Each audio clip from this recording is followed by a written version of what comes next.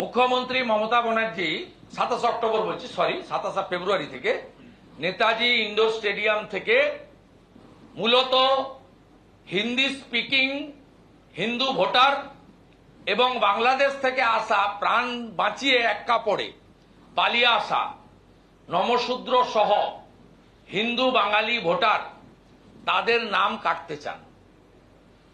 কারণ বারে বারে 19, 21 এবং 24-এর নির্বাচনে তারা এদের দ্বারা রিজেক্টেড হচ্ছেন এবং যে মুখ্যমন্ত্রী সিএ এর বিরোধিতা করেন সেই মুখ্যমন্ত্রী এই কাজটা করছেন। আমরা এখানে কৃষ্ণনগর 2 ব্লক এইভাবে কমপ্লেন নিতে পারেন না।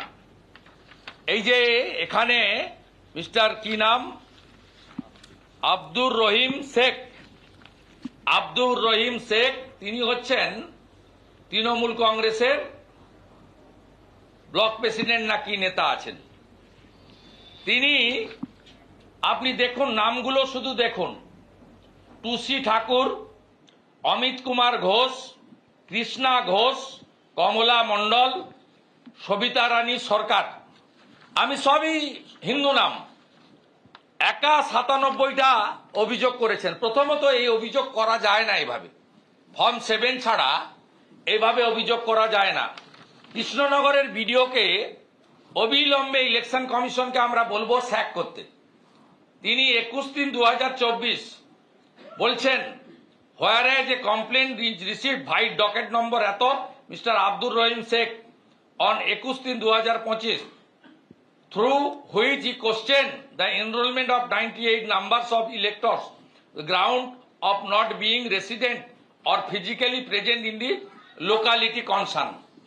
আমরা পরিষ্কার ভাবে বলতে চাই সিও ইনচার্জ পশ্চিমবঙ্গকে এবং ইসিআইকেও যে এই ফর্মে সাদা কাগজে দরখাস্ত দিলে যদি বিডিও তার ইনকোয়ারি করেন এবং এই হিন্দু ভোটারদেরকে ডিস্টার্ব করেন তাহলে আমরা এই বিডিওকে সাসপেন্ড করার জন্য বলবো। কারণ এই কাজটা মমতা ব্যানার্জির প্রশাসনের কাজ নয়, এটা ইসিআইয়ের কাজ।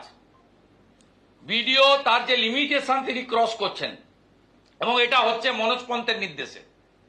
এবং আমরা কৃষ্ণনগর 2-এ এই 98 জনকে নিয়ে ধর্নাও দেব, কোর্টেও যাব এবং এই বিডিওকে যা করার সেই ব্যবস্থা আমরা নিব। আমি এই ভিডিওকে সরাসরি আপনি যেভাবেই বলতে পারেন, আমি পরিষ্কারভাবে বলতে চাই আপনি এই চিঠি উইথড্র করুন।